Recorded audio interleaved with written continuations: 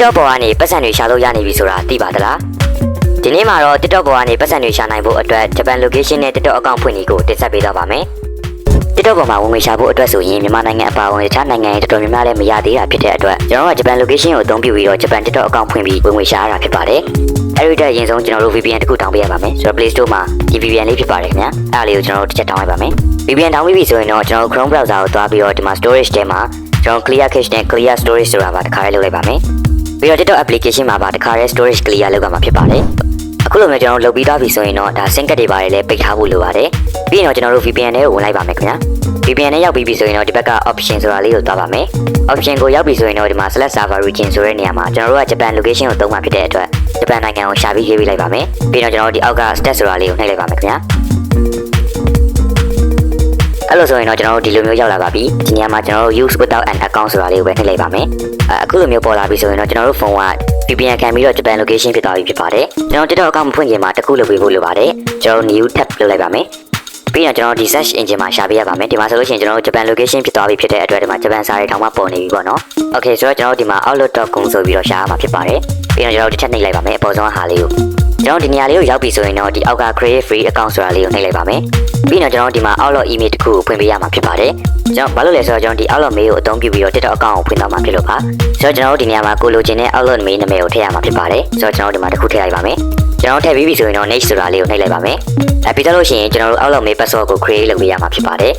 ဒီ outlook mail နဲ့ဒီ password ကိုလည်းကျွန်တော်တို့အမြဲတမ်းမှတ်ထားဖို့လိုအပ်ပါတယ်ခင်ဗျာပြီးတော့ next ဆိုတာလေးကိုနှိပ်ပါမယ်ဒီနေရာရောက်ရင်တော့ကျွန်တော်တို့ရဲ့နာမည်ကိုထည့်ပေးရမှာဖြစ်ပါတယ်ဒီနေရာကိုရောက်သွားရင်တော့ကျွန်တော် country region နေရာမှာတော့ Japan ပဲထားပေးပါခင်ဗျာပြီးတော့မွေးနေ့ထည့်ပေးရပါမယ်မွေးနေ့မှာကျွန်တော်တို့အသက်16နှစ်အထက်ပြည့်မဲ့မွေးနေ့လေးကိုထည့်ပေးပေါ့နော်ဒီမှာလည်းကျွန်တော်တို့ next ဆိုတာထည့်နှိပ်ပါမယ်ကျွန်တော်ဒီဘက်က16နဲ့ဒီမှာလူပြောင်းမြန်ဖြစ်နေရလေးကိုကျွန်တော်တို့ကတနေရာလေးဖြစ်အောင်လုပ်ရမှာပါဒ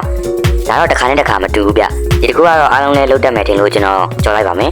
အဲ့ဒါပြီးရင်တော့ကျွန်တော်တို့ဒီမှာ don't show this again ဆိုတာနှိပ်ပြီးတော့ yes ဆိုတာလေးကိုနှိပ်လိုက်ပါမယ်ဆိုတော့ဒီနေရာကိုရောက်သွားပြီဆိုရင်တော့ကျွန်တော်တို့ outlook account ဖွင့်တာအောင်မြင်သွားပါပြီဆိုတော့ကျွန်တော် TikTok account ဆက်ဖွင့်ပါမယ် TikTok account ဖွင့်ဖို့အတွက်ကိုကျွန်တော် application ကိုမသွားဘဲနဲ့ဒီ browser ကနေပဲထပ်ဖွင့်ပါပေါ့နော်အဲ့တော့ကျွန်တော်ဒီနေရာကိုနှိပ်ပါမယ်ပြီး new tab ဆိုတာနှိပ်ပါမယ်ပြီးရင်ကျွန်တော်ဒီမှာ tiktok.com ဆိုပြီးတော့ရိုက်လိုက်ပါမယ်ဆိုတော့ဒီလိုမျိုးပေါ်လာလို့ရှိရင်ကျွန်တော်တို့ open TikTok ဆိုတာမနှိပ်ဘဲနဲ့အောက်က not now ဆိုတာလေးကိုနှိပ်ပါမယ်ပြီးတော့ကျွန်တော်ဒီ profile ပုံလေးကိုသွားပါမယ်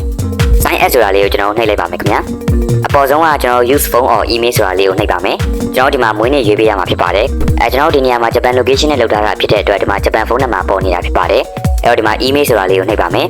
email ဆိုတဲ့နေရာမှာကျွန်တော်တို့ခုနကလောက်ထားတဲ့ outlook mail လေးကိုဖြည့်ပေးရမှာဖြစ်ပါတယ်ဖြည့်ပြီးသားပြီဆိုရင်တော့ကျွန်တော် next ဆိုတာလေးကိုနှိပ်ပါမယ်ပြီးရင်တော့ကျွန်တော်တို့ဒီ TikTok account အတွက် password လုပ်ပေးရမှာဖြစ်ပါတယ်အဲ့တော့ဒီဟာလည်းမှတ်ထားရမယ်ပေါ့နော်ကိုကြိုက်တဲ့ password လေးဖြည့်ပြီးပြီဆိုရင်တော့ကျွန်တော် sign up ဆိုတာလေးကိုနှိပ်လိုက်ပါမယ်ဒါလေးကကျွန်တော် verification လုပ်တာဖြစ်ပါတယ်တစ်ခုနဲ့တစ်ခုတော့မတူဘူးပေါ့နော်